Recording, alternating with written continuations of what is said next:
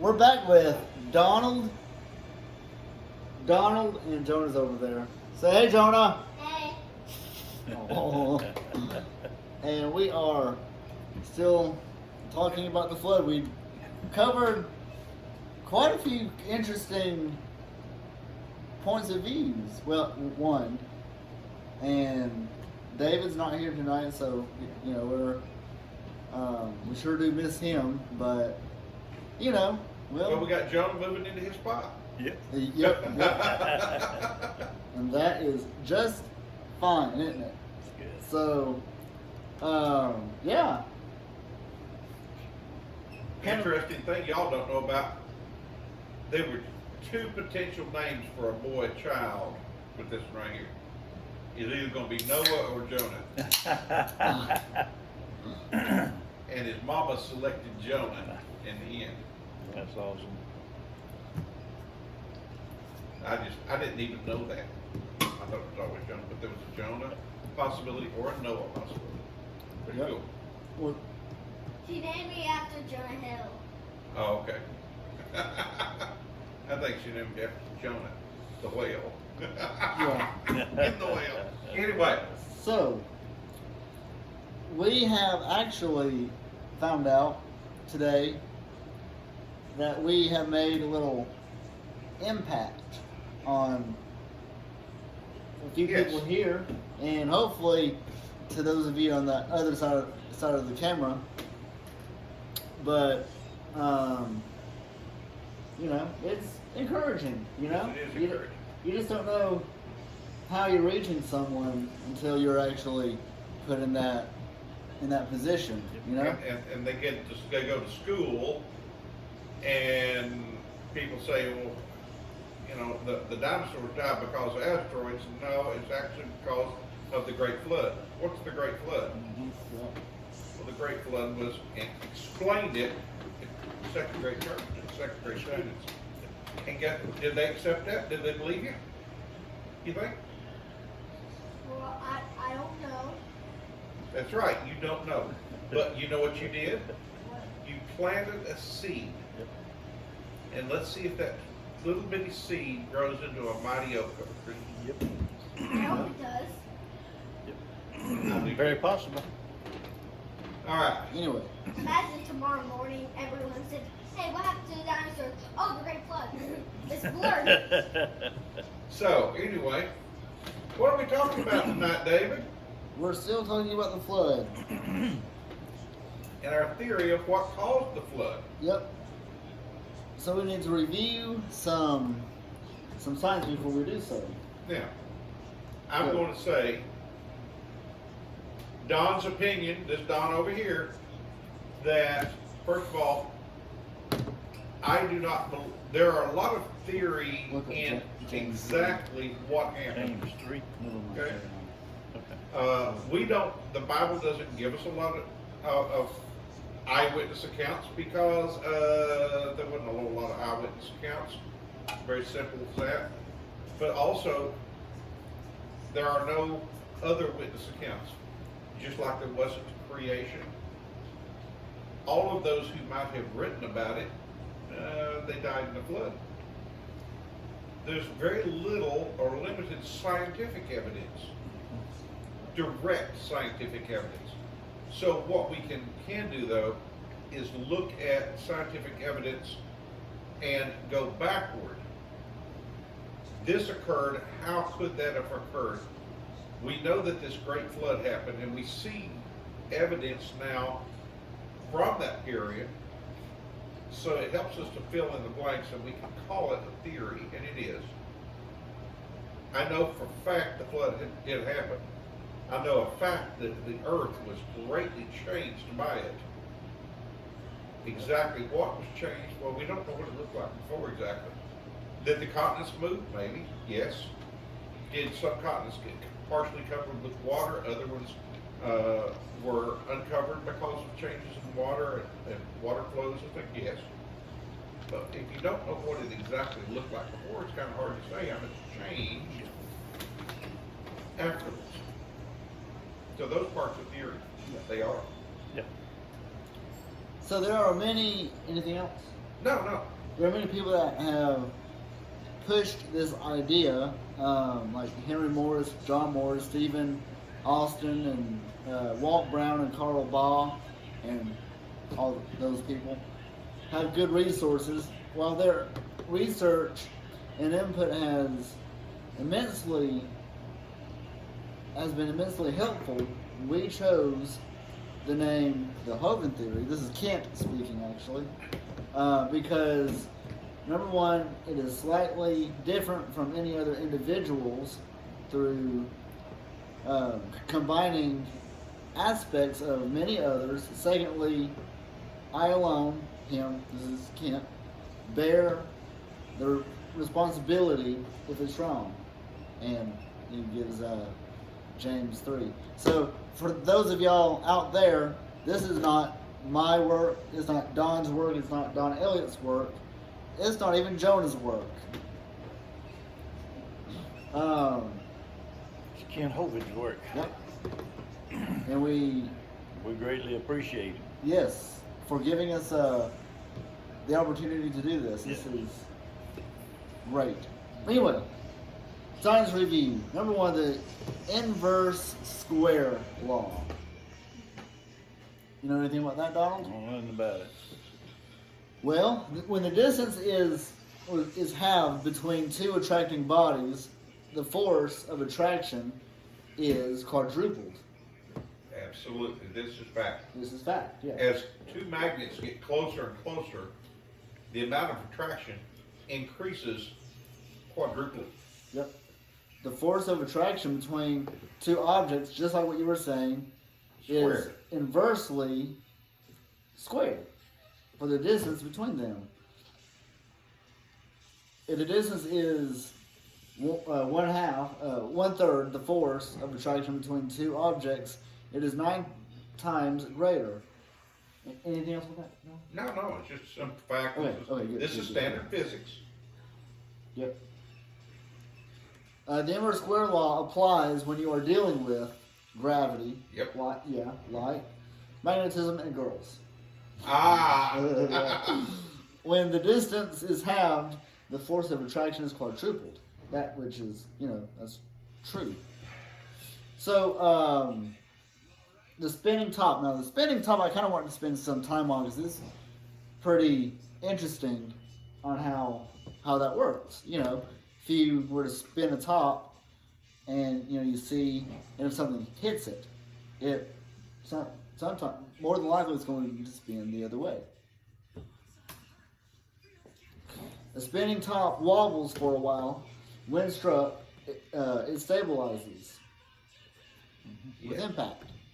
And that's Yes, true. go And ahead, come on. we should have all observed that as children. We spin a top, the top stabilizes after impact, but it wobbles at first and then it finds itself. And it There you go. stabilizes for a while, and then when it slows down, the wobble comes back before it falls. Yeah. Go ahead, Donald. All right, Get my glasses. yeah, get your glasses.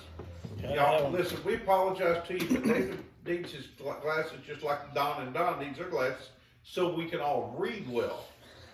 By Randolph E. Schmid. And these are my Associate Don Press. Elliott glasses too. Ah, I don't know if they're the same, but it looks. they're close. Randolph E. Schmid, Associate Press, Washington, January 20th. Scientists studying underwater volcanoes have found evidence the Earth may have wobbled like an out-of-balance ball 84 million years ago, relocating the poles and shifting the location of Washington to the tropics. So let's talk about the 84 million years ago. Hey Jonah, let me borrow you for a second. So in Genesis 1 talks about the creation, right? The first day, the second day, the third day, fourth day, the fifth day, right? The sixth day, and God rested on the seventh day, right? So In Exodus chapter 20, now this is part of the 10 Commandments. God wrote this on a rock with his finger. He don't stutter. Okay? God said, "For in 6 days the Lord made the heavens, the earth, the sea, and all that in them is." For in 6 days. So what does that mean to you? Does that mean that the earth is millions of years old? Could this statement, the earth has been wobbling for about 84 million years, could that be possible? If Wobbling? Is it possible if God created the whole heavens and the whole universe in 6 days, is 84 million years ago, is that make any sense at all? Nope. But let's make the claim that, how would you answer if in Genesis God made the world in 6 days, and God in Exodus 20 says that he made everything in 6 days? What do you think? I thought he would have made it in one day. He could have made it in one day, but he did it in 6 days, I think, to give us a time period. Right? The earth was created in a paradigm. Now, do you all understand what a paradigm is? Go ahead. Okay, so a paradigm is a time reference. The age of football season. Everybody knows about college football season. And it starts when? About August. Yep. And it ends about December. And then we have the championships in January. That's a paradigm. Yep. It's a period of time that dictates certain events. The earth was created on a 24-hour paradigm.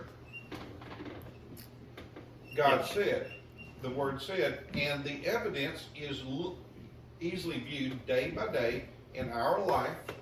We look out, the sun comes up, the sun goes down. Yep. Night comes, the sun comes back again, correct? Yep. That's a 24-hour period. That's paradigm has existed since the beginning. This world was created, this earth that we're on, this world, was created on a 24-hour paradigm. It was also created on 4 seasons. Spring, summer, fall, and winter. Yep. Those things are givens. No matter where you're at in the world, those seasons might come and go at different periods of time because of where they're at in relation to the earth. Yep. As far as but spring is spring. Summer is summer. Yeah. It doesn't change. The exact days and the weather changes. True. But don't get confused between climate and weather. Yep. Climate is an environmental impact over a large area over a great amount of time. Yep. Weather happens hourly, and here in Alabama, it happens on the minute. Yep. Stonehenge was built actually to Track the solar solstice Yep. by shadows. It's a calendar. It is Anderson, an yeah. ancient calendar. yeah. You had a. Now, understand that the 12-month calendar that we're under, the Gregorian calendar, is not the calendar that Moses would have used, or Noah would have used, or Adam and Eve would have used. They didn't have that So calendar. It when- wasn't drawn out 12 Yeah. months, 30 days, 31 days, all this insanity, all that good stuff. Yeah. But the Temple of Amun-Ra, drawn by Napoleon's servants, in 1798, showed this. The colonnade aimed at the summer solstice. Why? They were coming up with calendars. Coming up with time. Yes. The time has always existed since the heavens and the earth were created. Since God separated the day from the night, he called the day, and the darkness of night. Yep. He called it that. Man has been breaking that up into measurable units beyond 24 hours Yeah. for a long time.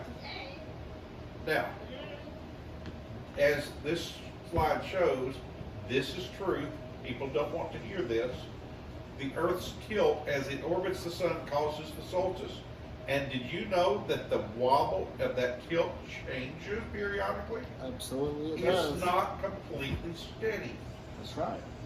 which makes for weather, not climate change. That's true.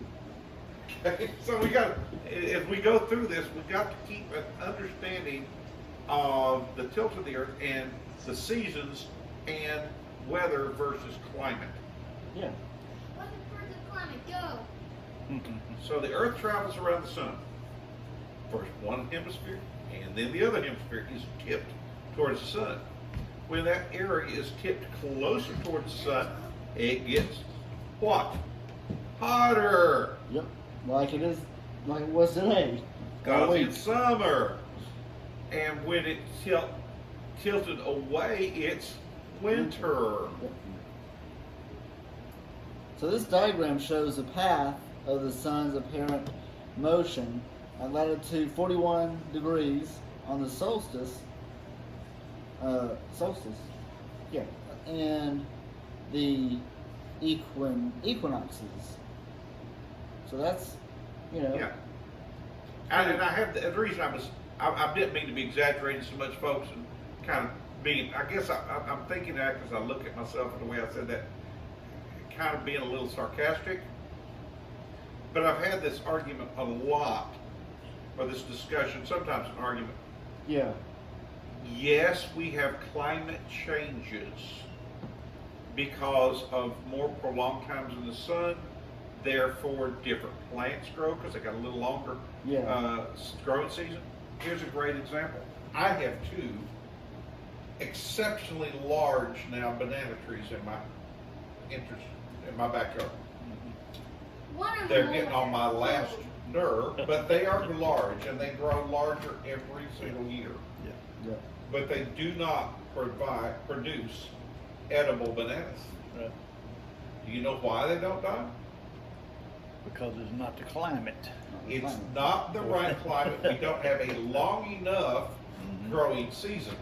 Right. Mm-hmm. If I had another 30 days of summer Yep. temperatures, They 30 might- to 45 days, I would get those little red tomatoes that come out, or bananas that come out. I'd get nice yellow bananas and I could get them and eat them. Yeah. Yeah. But they don't get there because it gets cold and then they die off. And Yep. That's called climate, not weather. Okay. So George Dogwell, and I've read about him before Yep. too. George Dogwell did a study of the solstice shadows recorded by the ancients Exodus Amen Ra. Interesting. The recorded tilt of the earth made a wavy line, like exactly what you were saying. On the graph, that was a match of the wavy line, like a spinning top makes when struck by an object. It appeared to him that something struck the earth about 4,300 years ago. Now, the Bible dates add up to about 6,000. And that's actually Within that. pretty close, isn't it? And the graph on the Earth's tilt record, what do you think about that, Don? Yeah. Well, yeah, and it said 2350, 23. He's supposed about 2345 BC that something caused the Earth's axis to tilt. Yeah, And that something he's supposed to must have been an asteroid. that's right. I don't know what caused it to tilt, whether it was God tilting it with his hand, with his mind, Yep. whether he caused something to strike the earth, or it just happened.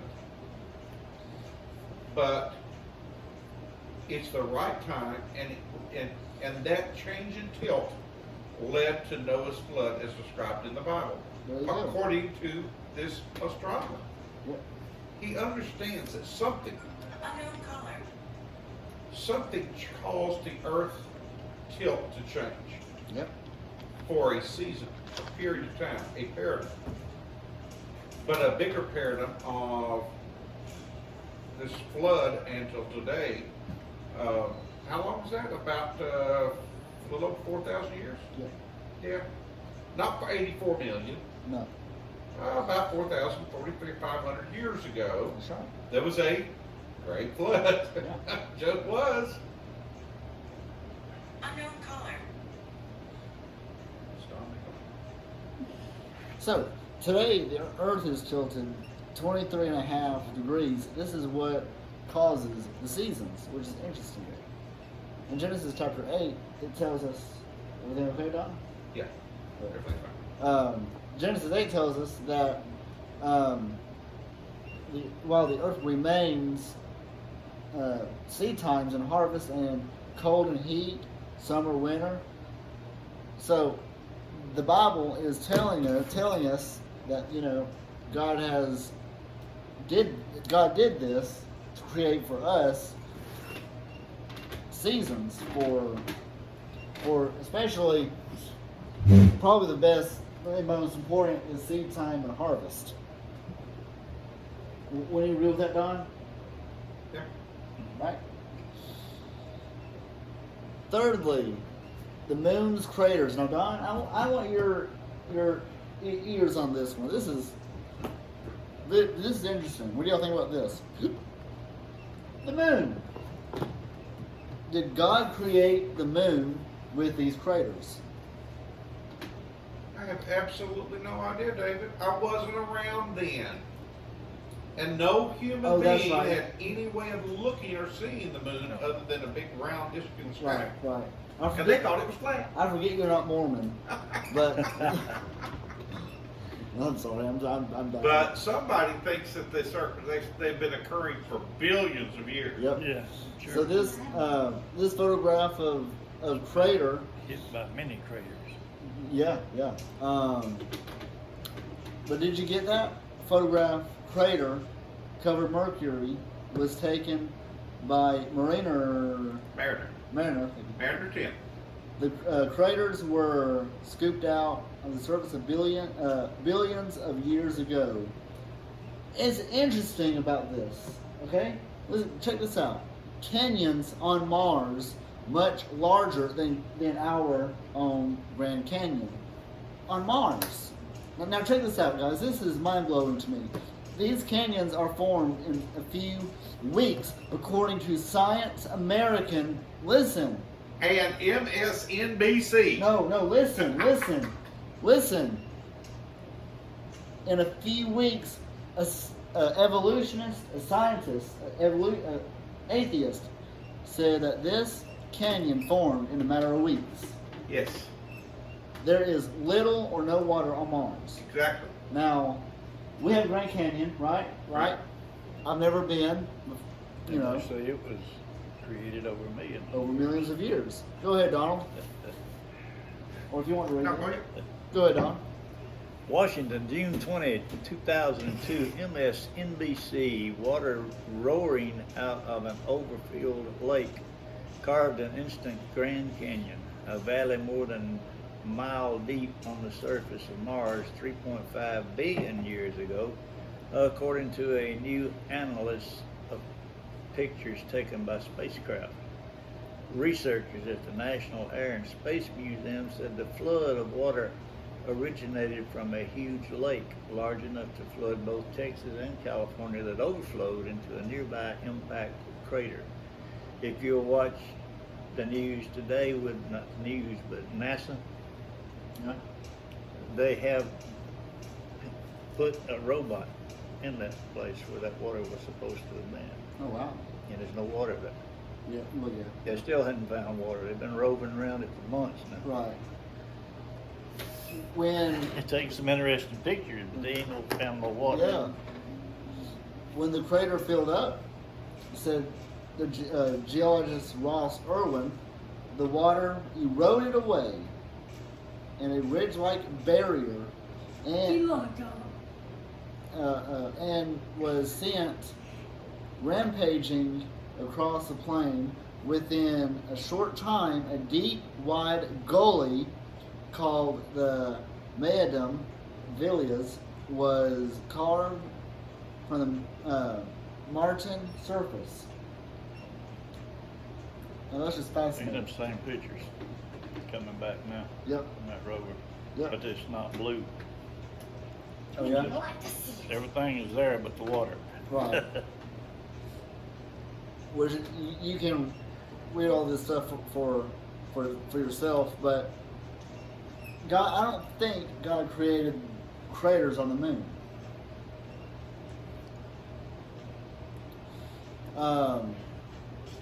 But his research said he said some researchers have estimated up to 40% of the Martian surface. Is it Martian?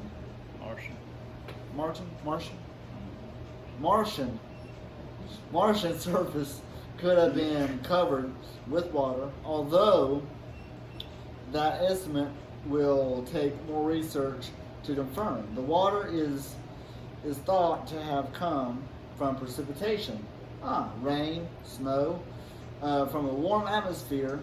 Mars now has only a very thin atmosphere. Irwin said a detailed analysis of pictures from the Mars Global Surveyor showed that the planet once had a lake. Now that's interesting. Lake that covered more than 424,000 square miles and was more than 3,600 feet deep. That is crazy. This lake spilled into and filled up a nearby 300-mile wide impact crater. Now that is fascinating. And what they're saying is this is happening very quickly. And they can't say that our Grand Canyon happened quickly. Exactly. It's crazy. A team of European researchers said that they found blocks of ice just under the surface of Mars, near the equator. Now that's just interesting. Now, moon's craters. Let's talk about that. With the fountains of the Great Deep, it would have busted up and it would have shot into space, and we'll be getting into it a little bit more, but it would have hit the moon. That's where the craters come from. And I've heard that the rings on Saturn, that they're from the Earth too.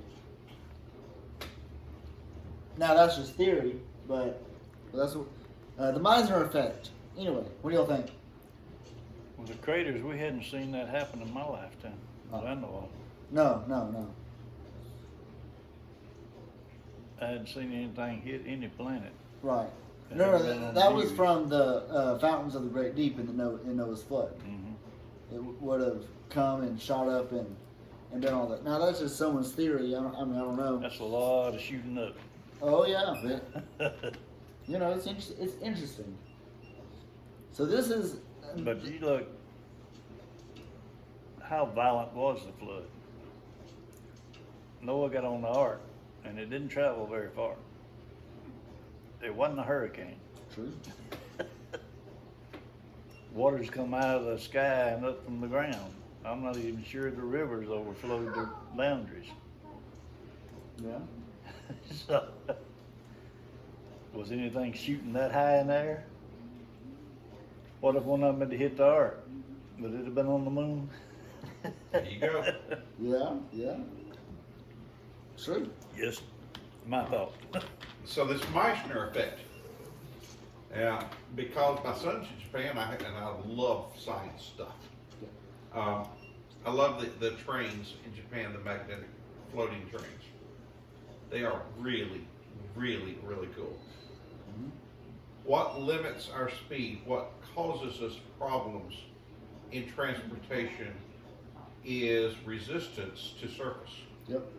When we're driving our cars, the width of our tires, the amount of contact and the type of surface they're on creates different resistance, and therefore changes your gas mileage, your speed, your power. Then you have wind resistance. Depends whether you've heard tailwinds for planes. You have winds for planes. Yep. They don't go as fast. What reduces or almost eliminates resistance from surface resistance is the Meissner effect, and that is taking a magnetic surface and cooling it to almost 0 degrees. Yes. Not 0 degrees Fahrenheit, but absolute zero. And it emits a magnetic effect that will actually create a floating surface. Wow. So those things don't run on the tracks. They run on top of the tracks. Yes. Very, very cool. It is neat. Guess what happens if it breaks? What? The train crashes. Oh, there you go. Yeah, yeah.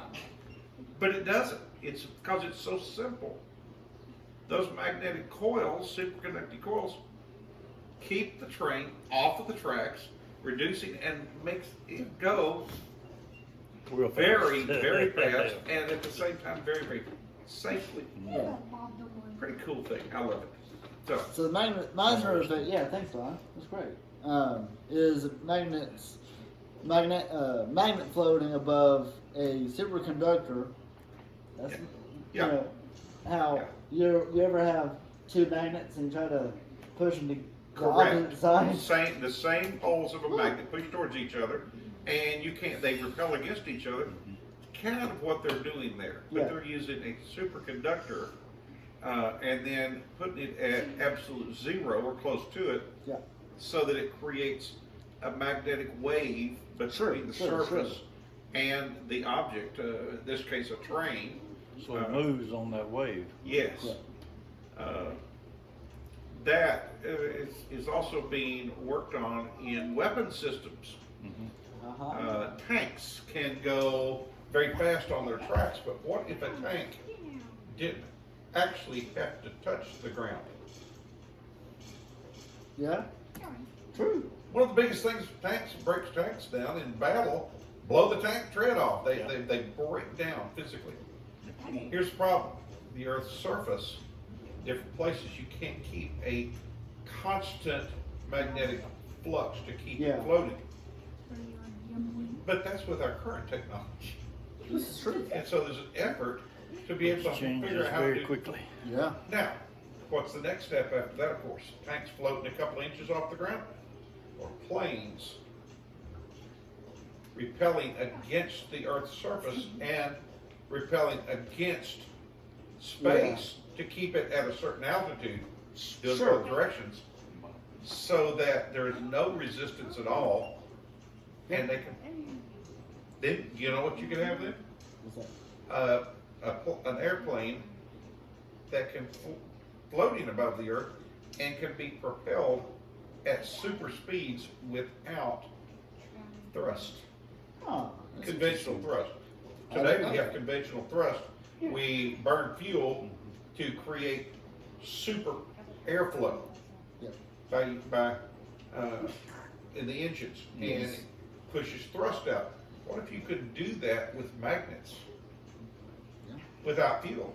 And so now you can have a plane that flies with no fuel use at all. Right. Would that not be so cool? True. What about comets in space? What? Ice meteors. Ice meteors Yes, they do. are common in space and are normally 300 to 400 degrees Fahrenheit. Below Dude. negative 300, negative Oh, 400. yeah, there you go. Do not lick it. Very cold. Do not lick No, it. No. Do No, not no. stick your tongue to the comet. Your tongue will stick just like it does with black hole. No. That's right. It'll freeze your whole head. Yep. But actually, that is one of the things that I wish the professor was here tonight. But that's one of the things that could have caused the mammoths to be frozen and the ice age. I don't know. That's a It theory. absolutely Pure could have theory. been, and that is a theory. Yeah. We know that mammoths existed. We know that they froze in place. And historically, there was an ice age. There was an ice age, and there was food. They were frozen instantly with food still in their mouth while they were chewing. We know this to be true. That's a fast Could it drop have in been? temperature. Yes. Could it have been caused by the ice changing because of the tilt of the poles? Well, that happened actually pretty slowly. It didn't happen, but while you're chewing a mouthful of food. Yeah. Could it have been a super comet that froze him in place? Yeah. Could have been. I know it happened. I just we don't have any way of knowing what the cause was. Yeah. It's funny when you have cause and effect, but you don't have the cause, but you have the effect and you can see it, but you don't know what the cause was. Causes all kinds of theories about how it happened or why it Anyway, yeah, that's true. happened. Also, the Earth's magnetic field. The Earth has a magnetic field. Well, absolutely. You know, we can take a shuttle to space and, you know, do this fine, but remember, we covered this in the second part on our creation series that we've done, is that the Earth used to have a canopy of ice or water overhead that did not have a magnetic field, because that would have kept all the Well- sun's harmful rays out of the I'm Causing gonna greenhouse. take pause on that. We do not know if the Earth had a magnetic field before or that it had any impact, whether the crust had an impact. yeah. I mean, it certainly had to. If it exists in the world, if that planet, that sphere existed, it had to have a magnetic field around it, emanating from the center of it. Did that have any impact on the tilt, on the move, on the crust? Probably not. It's a magnetic field. Yeah. And we had no way of measuring it at the time in history. No scientific instruments. I understand. We thought the Earth was flat and it only existed as far as we could walk. You know, or ride a camel or whatever. Sure. It's pretty slow. Yep. True. Radiation belts. This is interesting. Radiation belt at 12,800 to 19,200 kilometers km, and which, if you understand any of That's a that, long way up. yeah. Now, Northern Lights are some cool things, and I hope that you, at some point in your life, if you haven't seen them, you get to see them. I'd love to see Have you them. seen them? I have seen them, Oh wow. and it is an eerie. Can they be viewed in the United States? No, well, in the United States, yes, in Alaska, Well, in Alaska, Canada, the United States. and Alaska, the northern parts, very northern. Why do they have? Well, it has a lot to do with temperature and also let me has to do with stop location. right there real quick. That's going to be on my bucket list now. So Northern Lights. Go ahead. Yes, Go ahead. yes. So it's a glow. It's a moving light show Yeah. that you can only experience. You know, But the Northern Lights are part of the magnetic field. yes, Think about it. Anything on that? yeah. Anything on that? Anything No, else? no. I mean, it is. It Yeah. is what it is. I think it's beautiful. I can't describe it any more than Yeah. moving lights in the sky, basically. Yeah. Kind of, and they're all glowing, and And it's it's all really natural. cool. And it's all natural, and it's really cool. The pre-flood world, seventhly, the pre-flood world was very different. What did it say? There was a canopy of ice or water suspended over. That the makes magnetic a field. lot of sense. There you go. Don't know if it's true or not, but it makes a lot of sense. No, that's the thing. It's all theory. Exactly, It's all because theory. we had no way of seeing or measuring or knowing physically what it really was, what it really looked like, and what effects, other outward effects were on it. Yep. We know it existed. Yep. So some people think it was a layer of ice suspended. Well, it was a layer of ice suspended, but some people think it's because of the magnetic field or the Meissner effect. For sure. That would be very, I don't know, I have to look at a lot more research about that because the magnetic field, P-leg. could it have held that crust Yeah. at that height for that long? Yeah. If it did, here's an idea. So did it continue to grow and change thickness and stuff until, if that was true, the Meissner effect, For sure. then didn't get to where the Meissner effect wouldn't hold it anymore, and that caused it to break. Right. I don't know. It's all theory. All theory. Here again, we're taking, and this is my concern now. We know for a fact, I believe God's word. I believe what it says. Yep. From cover to And cover. I believe that God caused the flood. Yep. I do not know how he caused the flood, Worldwide flood. but it was a worldwide flood. That's proven by archaeological evidence. Yep. It is out there. Yep. So, I know it happened, and I know God did it, but it's very dangerous to go around and then try to find a cause and effect, a cause of this effect, other than God. Right. And sometimes, most of the time, that's what we people are doing, trying to disprove God by finding Yeah. some kind of natural. There is no natural anything. God created. Exactly. Period. Well, And that's whatever their caused problem. it, whatever magnetic or whatever was there, God created it. And so the difference, Don, And he is controls that it. if you don't want to believe in God, you want to disprove God exists, then you try to come up with other cause and effects for something that you know did happen. We know there was a crust, a layer of ice and space dust and whoever knows what else. We don't know what the context. We know there was a ring, a sphere around the earth. We know this. And we know that something caused it to collapse, causing the Great Flood. I'll be honest with you, that might be something I want to ask God about Yeah. Yeah. at some point. But When we get done at the dessert bar. There you go. Yeah.